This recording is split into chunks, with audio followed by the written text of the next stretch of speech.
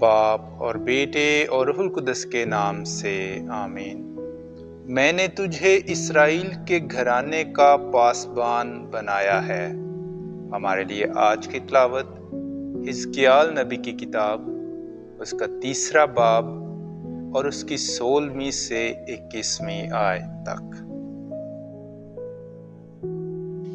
اور 7 دن کے بعد خداوند کا کلمہ مجھے حاصل ہوا۔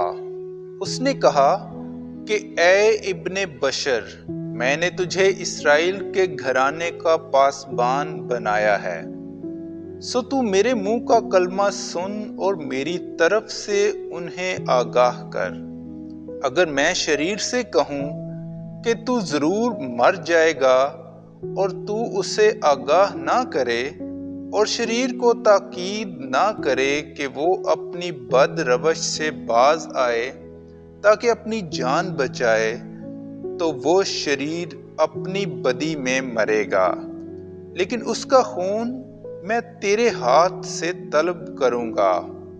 لیکن اگر تو نے شریر کو آگاہ کر دیا اور اس نے اپنی شرارت اور اپنی بد روش سے توبہ نہ کی، تو وہ اپنی بدی میں مرے گا، لیکن تو نے اپنی جان کو بچا لیا۔ اور اگر صادق اپنی راست بازی سے پھر جائے اور بدی کرے اور میں اس کے سامنے ٹھوکر رکھوں، تو وہ مرے گا، چونکہ تو نے اسے آگاہ نہ کیا، اس لیے وہ اپنے گناہ میں مرے گا۔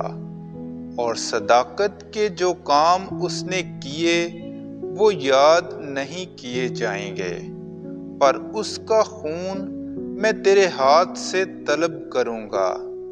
لیکن اگر تو نے صادق کو آگاہ کر دیا کہ گناہ نہ کرے اور صادق نے گناہ نہ کیا، تو وہ ضرور جیے گا، اس لیے کہ اسے آگاہ کیا گیا تھا اور تو نے اپنی جان کو بچا لیا۔